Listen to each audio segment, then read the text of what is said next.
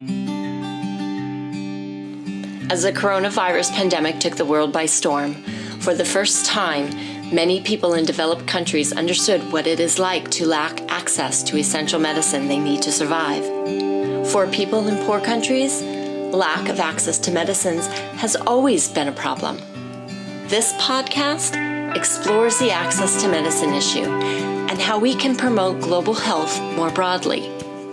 Famous scientist Marie Curie once said, "Talking is the best medicine." In this podcast, we will heed the advice of Curie and discuss how we can ethically and effectively tackle the health challenges currently affecting our world.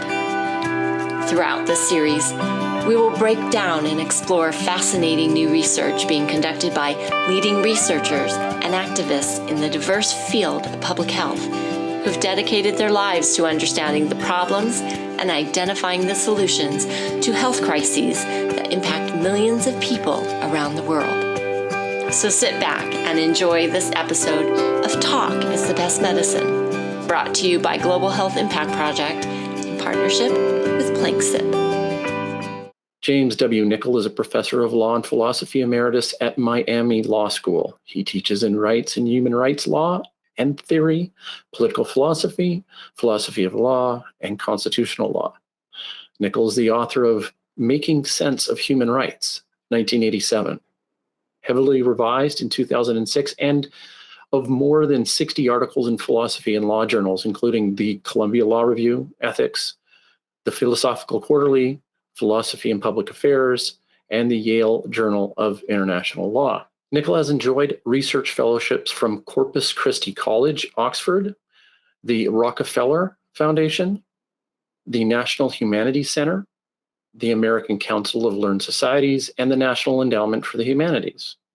From 2003 to 2009, Nickle was a professor of law at Arizona State University, where he was also an affiliate professor in the Department of Philosophy and the School of Global Studies. Prior to that, he was the professor of philosophy at the University of Colorado, where he directed the Center for Values and Social Policy from 1982 to 1988, and chaired the philosophy department from 1992 to 1996. He has held visiting posts at the Georgetown University Law Center, the University of Utah, and the University of Berkeley Law School. Professor Nickle has been publishing peer-reviewed papers since 1975 on the subject of human rights and has written multiple blogs on human rights during the COVID-19 pandemic. Professor Nickle, welcome to the show. Thank you. I'm happy to be here. Yeah, I'd like to start off by having you tell us a little bit more about yourself and how did you get interested in human rights? Was there a moment in your life where that spawned a particular interest? I don't know if there was a moment. I was lucky to be able to spend 2 years at Columbia Law School as a visiting scholar. And at that time, I came under the influence of Professor Louis Henkin, who was one of the first law professors to teach human rights in an American law school. And he really, I think it's his fault that I've been doing this stuff all that time. Around 1980, human rights kind of took off. Toward the end of the Cold War, human rights took off. A lot of stuff that had been in the planning stage actually got accomplished. And so I found that there was a lot to think and write about. Also, I taught in that area.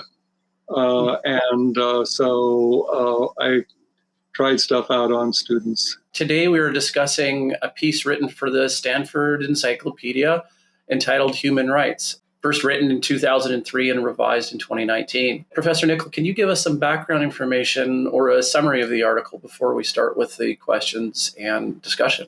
That's an encyclopedia of philosophy. So my entry addresses philosophical issues in human rights.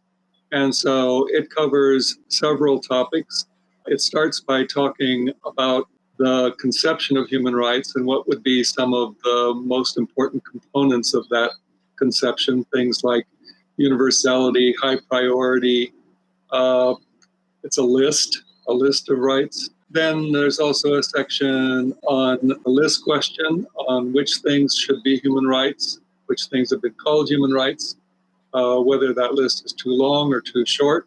There's also something there about minority rights, the rights of groups, the rights of women, children, the elderly, the disabled. Those subjects have been addressed in human rights treaties that were created mostly in the 80s and 90s. And so there's a discussion of those things as well. It's a philosophical piece, and so the practicalities of enforcement or international politics are not much addressed there. That's stuff that I've thought about a lot and addressed in my teaching. So I'm happy to talk about those issues as well. There's variations in priority, and this is something that you bring up in the article. So, for example, the right to live is higher than the right to privacy. Is there a way to categorize these? And would categorizing rights be helpful in knowing which rights have more priority than others? Okay, good. It is clear that some rights are more important than others. If you think about that, you could ask yourself, well, which of these things could someone pay me to endure? And perhaps the suppression of your speech for a while, someone couldn't pay you to endure, or an invasion of your privacy.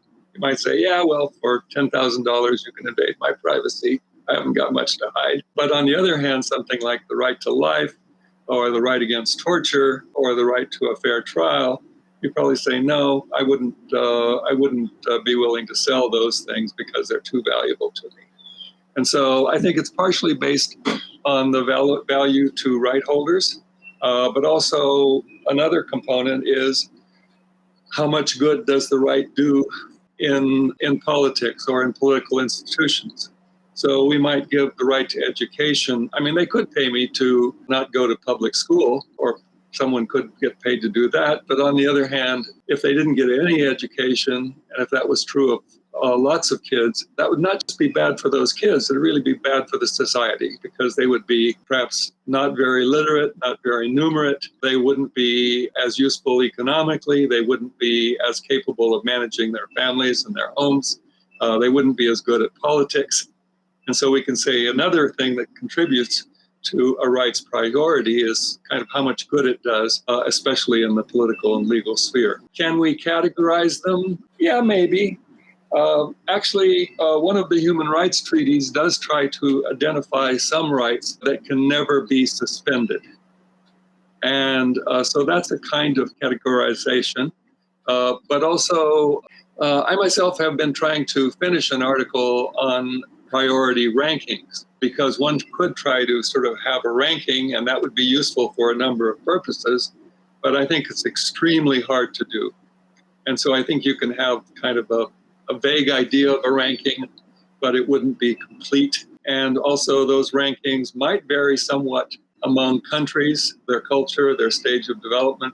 And so I would think that it's fine to try to develop some kind of ranking. I've worked at it myself, but any such ranking needs to be taken with a grain of salt. And when you actually think about having to balance rights because they're competing, then you've really got to attend carefully to the facts of the situation and not just rely on some kind of general ranking scheme. You make an interesting point that human rights don't define the consensus of society's feelings about human rights, but are more to direct the society's feelings about human rights. So, for example, it is immoral to torture in any circumstance. Can you elaborate on this?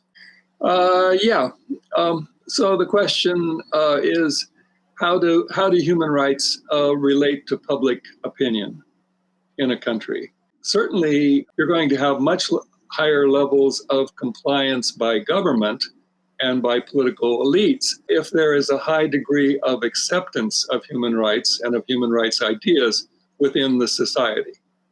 And so if when say somebody is asked, do you believe in freedom of religion, or do you accept the idea that people should not be put in jail without the opportunity to have a fair trial? If most of the population will endorse that, that makes it a lot easier for those things to get enacted in legislation, to be complied with, and other things that contribute to their realization. On the other hand, if you're trying to implement human rights in a context where there is a lot of disagreement about propositions like the ones I mentioned, where there is a lot of resistance, backlash, then it's going to be much, much harder to implement rights. It was clear in the Universal Declaration of Human Rights, the first contemporary human rights instrument, it was clear that that was intended to be sort of promulgated through education and persuasion. It didn't sort of purport to enact these things as law. It sort of put forward as a set of valuable standards for countries to accept and realize. When justifying human rights, you mentioned that the definition shouldn't be rigid to accommodate for interpretation. We find this in science because if we write a law, an exception can invalidate the whole thing. You say it shouldn't allow for too much bending, and we're here, you quote Griffin, I guess 2008. Obviously, there is an equilibrium here. Can you elaborate on what you think a good medium between right definitions and of human rights and fuzzy, open to interpretation human rights should be? Right. Well, let's first talk about the advantages of having the formulations be fairly broad and, as you say, fuzzy. So we use fairly abstract language. So we say that there should be, the right is to a fair trial, or the right is to an adequate standard of living. So often there we have sort of fudge words like fair and adequate. But the advantage of doing that is that you allow for change over time. And you also, where things change a lot. If, say, in the right to healthcare, they had in 1948, when the Universal Declaration was done, or in 1966, included a list of essential medicines and vaccines, that list would be totally out of date today. Things change, and so circumstances change. Beyond that, to a considerable degree, as we start to try to make these rights more specific, we don't know in advance exactly what would be the best thing to do. And so it's only as we sort of confront particular cases, experiment over time, that we can kind of learn, maybe not what's best, but at least what isn't awful. And so there's time for things to develop. On the other hand, having broad language allows violators to claim that they're actually complying. And but there's no way among humans to prevent exaggeration and misuse of language. That's just part of what humans do. And so it's not, if you make things highly specific, you'll still end to some of the same problems. We're just using words, after all, and words can be manipulated. That's just part of the game. In your opinion, should human rights differ depending on whether the country has infrastructure to provide that right? For example, a wealthy European country could have the infrastructure to provide ramps for wheelchair-bound populations, but an impoverished country struggling to provide water for their population would not have this accessibility to the disabled community as a priority. If the ability to provide a right from the government does not exist, is it still a right? Does the right to fresh water take priority? Should international support be required to assist this country's government to provide this right? Yes. Okay. I can't tell you how much I have worried about that problem. One thing that could have been done when we were formulating human rights was to have different sorts of lists for countries at different levels of economic development. And so, you could have had a fancy list for the developed countries of Europe, and you could have had a very stripped down rudimentary list for low-income countries. And that would have been a way to go, but I think it was too difficult. And it would also be too hard to draw these distinctions, because it's not just that you're facing differences in, say, levels of GDP, gross national product, or of productivity, you're also facing cultural differences, you're facing religious differences, and also the countries that are pretty well off because of their natural resources may also still be very backward in terms of their political institutions. So I think it would have been really difficult to draw those kinds of boundaries using different lists. And so the decision was made to have a general and expansive list. That is to have 30 or 40 at least different rights, and to promulgate that list for the entire world.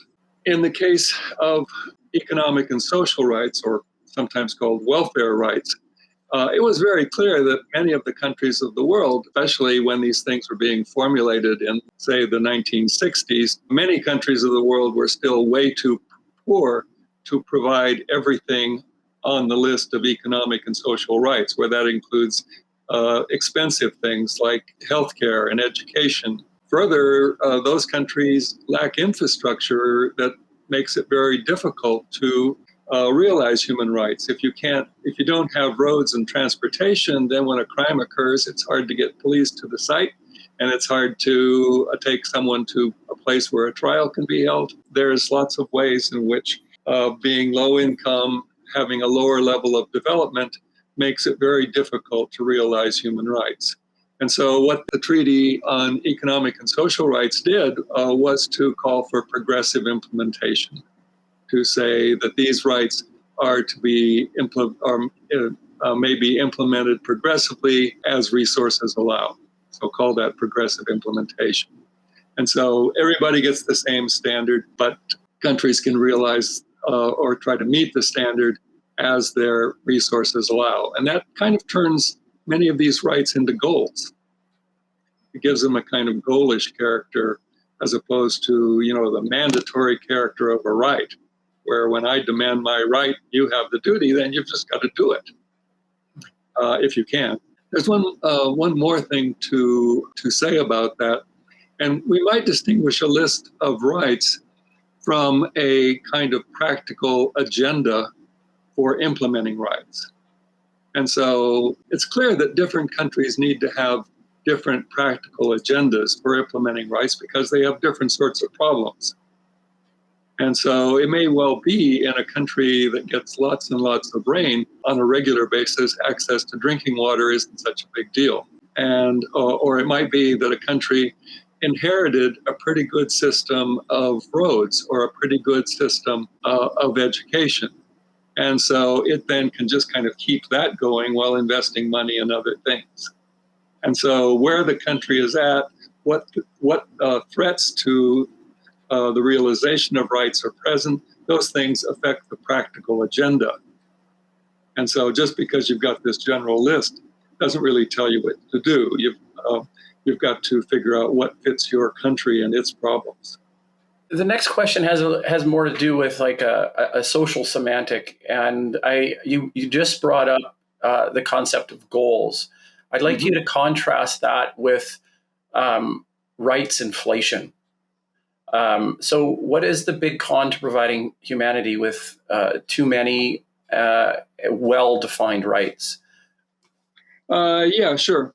The advantage of having a lot of rights and making them fairly detailed is that you can cover all of the various forms of misery and injustice that humans are prey to.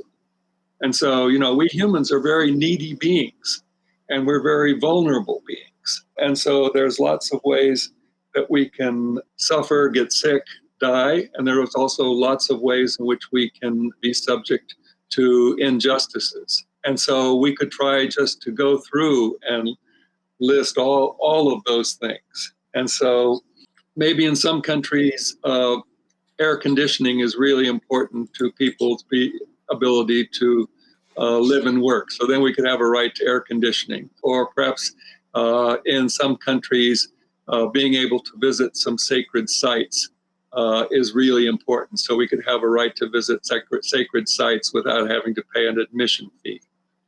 And so you could just have an enormous list. The trouble is nobody could remember them.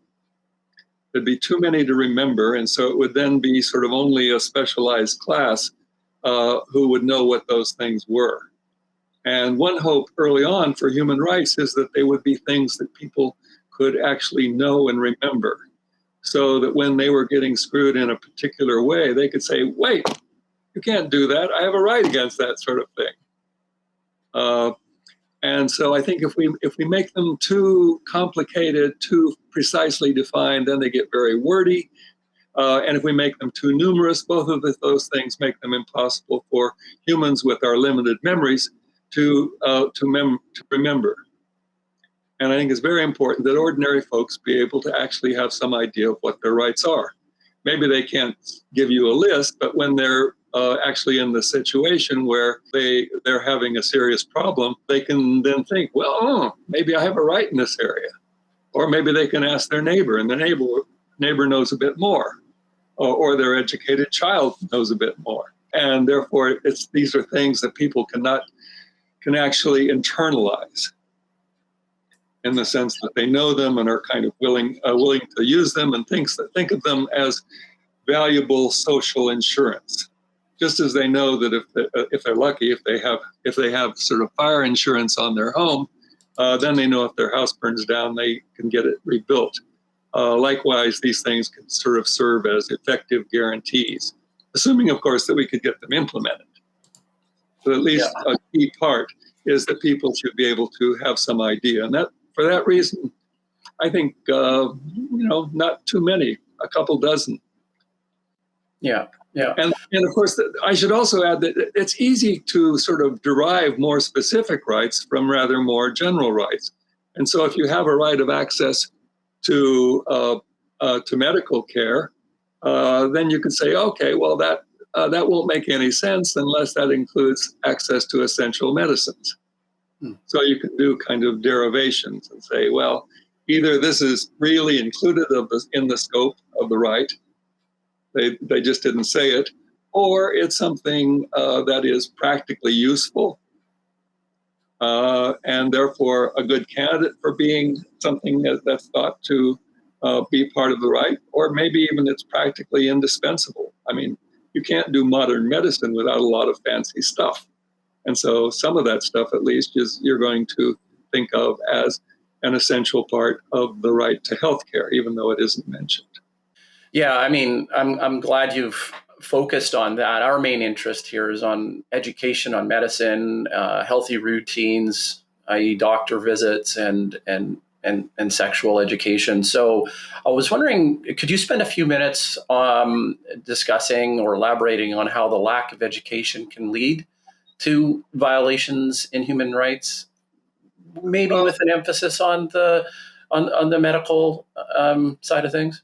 Well, let's first just talk in general about education in relation to healthcare. One of the things that education teaches is, at least if it's good, it teaches kids quite a lot about what the world is like and how the world works, about what causal relations exist within the world. So, early on you learn that if you put your hand on a hot stove, it's going to get burned and it's going to hurt really badly. And so we think of education as being something where people acquire the knowledge that they need to cope with the world. And teaching them about how our bodies work and what things are harmful to our bodies and what things are helpful to our bodies is something that's part of that. What has to be opposed, I think, is the view that all of this is just magic. And that, say, when I get sick, that's because somehow I was cursed, or this is God testing me. The germ theory of disease needs to be taught so that people have some idea how to cope with germs and viruses and understand about vaccines, for example. And so a lot of it is just sort of learning the causal nature of human interaction with the environment, what's good for us, what's bad for us, how our bodies work, what they need. And so it looks to me as though that's not such, figuring out the general outlines of education for health and healthcare is not so tough. Should I say more on that? No, I mean, it's okay. I think I wanted to bring up a quote in particular. So you say, in spite of the danger of rights inflation, there are doubtless norms that should be counted as human rights, but are not generally recognized as such. Can you expand on this and how it links with the topic of minorities and women's rights? Sure. Yeah. When we're trying to come up with a list of human rights, we're going to identify some big problems that we think people face, and we'll draw on our experience, we'll draw on history, we'll look at old bills of rights, and we'll try to draw up a list. But as I was saying before, that's inevitably a very partial list. There are so many ways in which humans are subject to harm and to injustice. And so we try to pick out some couple dozen of them that we think especially important. We're apt to be partial and perhaps also influenced by our class standing, our gender, our race in the lists we come up with. And certainly if we look historically at earlier attempts, we can see that. And so we then sort of think, okay, well, I mean, feminists have often charged that that rights are are heavily based on men's experience and on things that they're vulnerable to.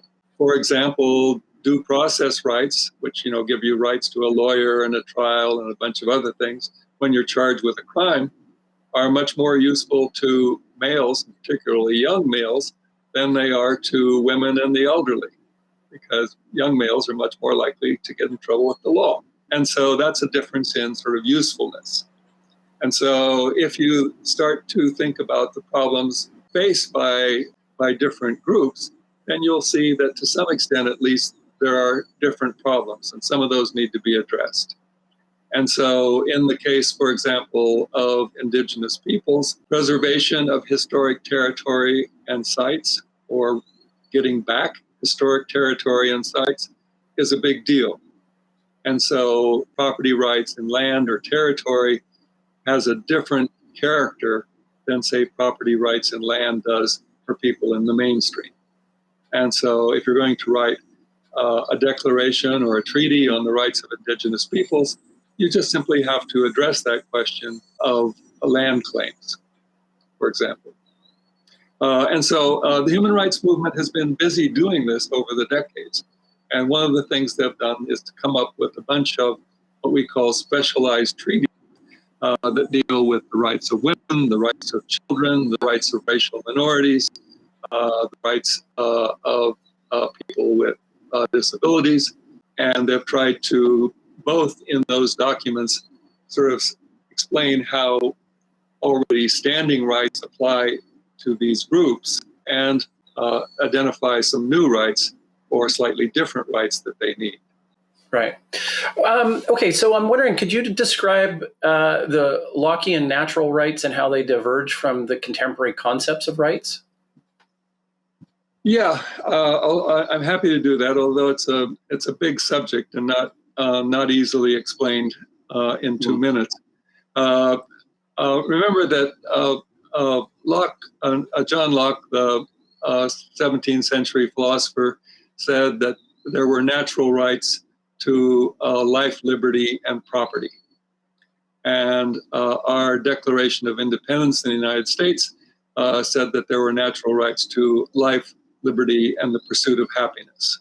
Also, there are sort of moral rights that most people believe in, things such as it being wrong to murder, to kill innocent people, that it's generally wrong to violently attack someone. So we might think that some rights have, in addition to some sort of legal standing, they also have some kind of moral basis. And so we might think of those as natural rights or moral rights, Lockean rights. In contrast, you might have something that's pretty strictly just a legal right that exists in law but isn't necessarily supported by moral reasons. There might be rights that are kind of supported not by moral reasons but by practical reasons. For example, maybe you can sort of have less division and hostility within a society by providing everybody with certain sorts of things, so they don't have to fight over those things. There, the reasons might be practical rather than humanitarian. And so the grounds for rights, I think, can vary. And you could have some things like the right to life, that is a kind of natural right or a moral right. You could have some things that are rights that are sort of grounded in moral and political values, such as fairness or efficiency or providing for basic needs. And you could have some things that were there just on grounds of practicalities. Yeah, thank you for that. I think that clarifies. So now I want to move on to asking you about the difference, if any, between human rights and human dignity. If there is a difference, then are they necessarily related to each other? And if they are so related, then how are they necessarily related to each other?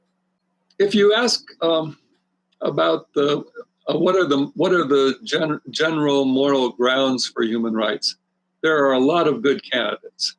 There would be something related to welfare, to human welfare and flourishing. So something pertaining to basic needs or something to promoting the general welfare.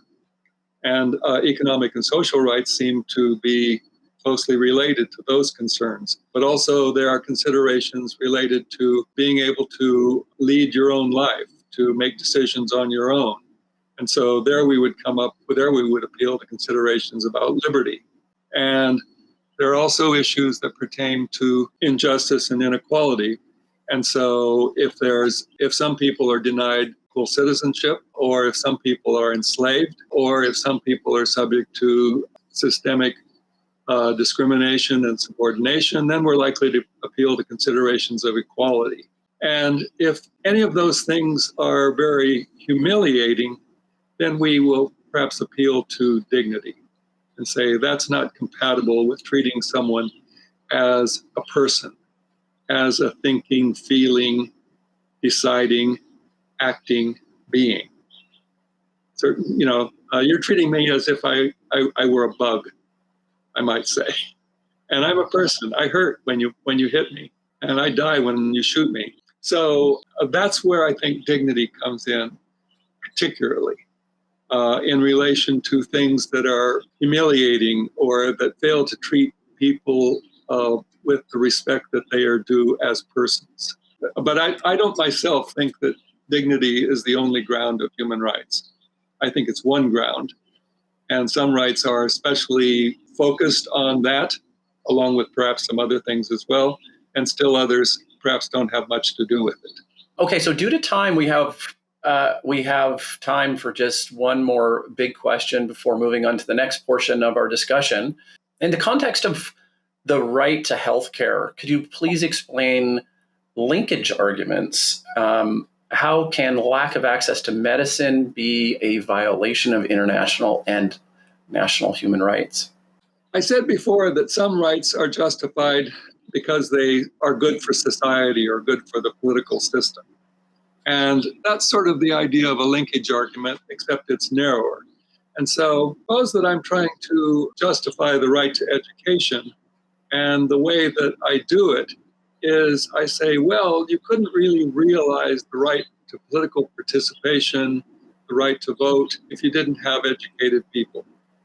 If you didn't have a system to ensure that almost all people got educated, that would be very, very harmful for the realization of the right to political participation. And that's the justification for having the right to education. That would be a linkage argument, because I sort of say that one thing, a new controversial right, is indispensable to some existing uncontroversial right. That's the way a linkage argument works. And in that case, you might use that kind of an argument to defend the right to healthcare. You might say that access to healthcare is useful to the realization of many other rights, and maybe in some cases actually indispensable to the implementation or realization of other rights. I do have an article on that, in which I tried to explain rather in detail when those arguments do and do not work. But that's too big of a subject to go into here. Right. Okay. Okay. Well, at this point, we'd like to ask some questions that were submitted beforehand by the audience. And so just so we can get through as many questions as possible, let's try and keep these a little bit more concise. Okay. So I believe we have 6. And so the first of the student questions is, do you believe that all protocols and actions taken in response to COVID-19 by U.S. officials have been in agreement with human rights? Okay, that's very good. I would say mostly yes. And the things that I've written about some of those things in some blogs, and certainly, for example, the requirement that people stay at home, which was used in many places, and in Italy, for example, in a quite severe way, that normally would be a violation of human rights. That would be putting people under house arrest. And you can only do that under very limited circumstances, except for a few rights that you can't suspend. Most human rights are subject to suspension under a certain set of circumstances. And those circumstances almost always include epidemics. And so requiring people to stay at home, say, because you don't want them to participate in politics, you don't want them out protesting, is one thing, and having people stay at home so as to prevent the spread of a very dangerous disease is another. And so the human rights standard is always, are these measures necessary and proportional? That is, are they really needed to deal with the problem, and do they only exist to the extent necessary, as opposed to being some big overreaction? Being way disproportional to the problem. And so insofar, without trying to go through all the various things, insofar as what you have is a requirement, things that are permitted to be suspended in very difficult circumstances, in emergencies and so on. And if what is done is necessary and proportional, then that will pass the human rights test.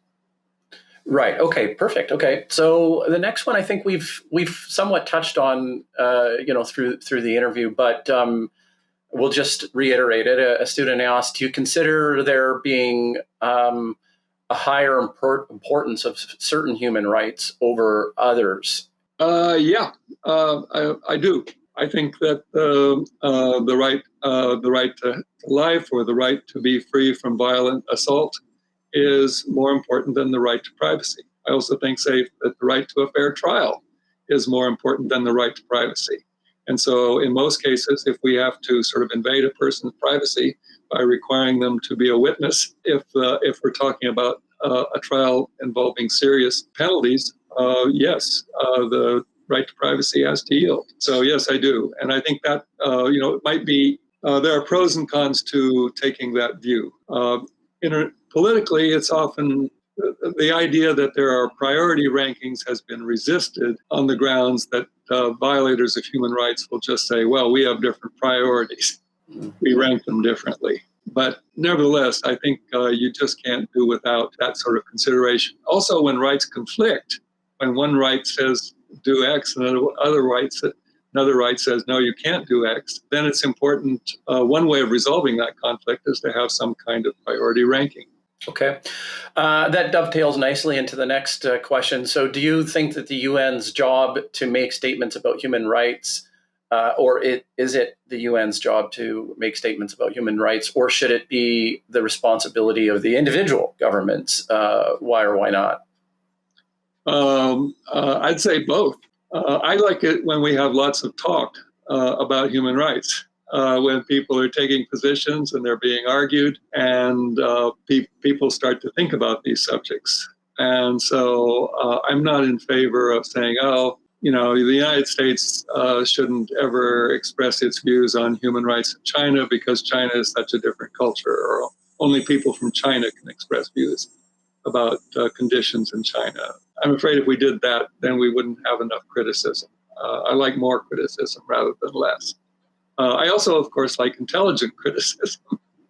And so then there's the question of, well, how can we get rid of some of the dumb stuff that gets said? And I have one prescription for that, and that is laugh at it. Oh, good. Yeah, that's I like that. I like that.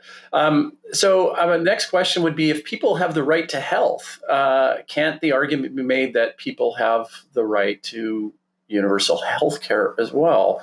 Shouldn't there be a standard set that prevents inequalities from being allowed, that prevent rich countries from monopolizing Medicare and healthcare? Should, yes. Absolutely. Those kind of international inequalities of access to healthcare are extremely severe. And there's no better illustration than the current one, where in developed countries, we're getting up into 70 or 80% of people being fully vaccinated. And because of problems of supply in Kenya, in East Africa, the percentage is less than 5%. And so, yes, and there are international measures to try to address those kinds of inequalities, but the problem is huge, and the financial resource issues are enormous. Also, I would think that a great way to get yourself not elected again as president would be to, say, give away half of the U.S.'s vaccines. The political pressures are enormous. If you've got the vaccine, damn it, we won it. Don't be giving it to the Kenyans. And so I think the practicalities are enormous in trying to do that. But yes, it's really something really important. Yeah. Okay, so 2 more questions. We'll try and get through them fairly quickly. What is the primary reason for civil and political rights being the least controversial family of human rights? Okay, good. Probably the biggest reason is that they've been around the longest. They got here first. Sometimes another reason that's given is that they are less expensive, that they are mostly negative. And I don't think that's a very good explanation. If you think about a system of liberty, of political and personal liberty, in order to create it and enforce it, you have to have a system of criminal law, and to make a system of criminal law tolerable, you've got to have a system of due process rights. That means courts and judges and buildings and transportation. And so I think once you start thinking about the costs of the civil and political rights, you realize that they're far from cost-free. Also, suppose that you have a problem across the country, but especially in remote areas, of the police using torture to extract confessions instead of actually investigating crimes. You can't just sort of send them an email, hey, you out there, stop torturing. Even if it comes from the president, they're going to say, yeah. And so I think the costs of civil and political rights are quite substantial, especially in places where you've long had traditions of noncompliance. That's bad news in some ways, because now we've got 2 sets of expensive rights. Education and healthcare are very expensive. A system of personal and political liberty, along with everything it requires, is expensive. A system of promoting equality through non-discrimination laws is expensive. And so the bad news is that in order to, even if we just have a couple of dozen human rights, in order to realize them, you're going to have to be a fairly well-to-do country, at least middle income. And that leaves out a big slice of the world's population. Luckily, not as big as it once was. But still, if your country is really poor, think Haiti, there just isn't going to be much chance of effectively realizing a lot of the human rights, both civil and political and economic and social. Nice summary. Right. Thanks.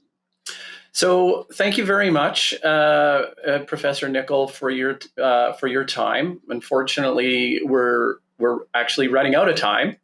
I really enjoyed various aspects of the interview. I would really like to delve more into the theme of overlapping privacy and the looming question that seems to be Orwellian in that sense. I think the points that you've touched on in relation to healthcare we could spend much more time talking about it, and I think you elaborated on that much more dialogue is needed and actually fairly healthy. So before we go, I'd like you to give us one closing message, I think, or question perhaps, that you'd like to leave the audience with, and perhaps you'd like the audience to know. Oh, wow. You should have warned me about that. I could have come up with something good. Well, the one thing I would say, and I've worked on this a lot in my life, and that is try to learn about human rights and decide what you think. If you actually do accept those human rights, that makes a big difference in how you look at things politically. I mean, I don't mean it means that you have to be a big leftist, but it does at least mean that you're going to endorse having things such as free public education, access to healthcare, a system of criminal law and due process that really works. And so it makes a big difference in your political outlook. And so think about them. Thank you. Okay, bye-bye. We hope you enjoyed this episode. To find more of our content or explore the exciting work being done by our parent organization, the Global Health Impact Project, you can check out our website at global-health-impact.org/new in the description below. The Global Health Impact Project hopes to continue to support efforts like this podcast to provide information about and advocate for access to essential medicines. Also follow the Global Health Impact Project's social media pages on Facebook, Twitter, and Instagram. Until next time, don't forget, talking is the best medicine.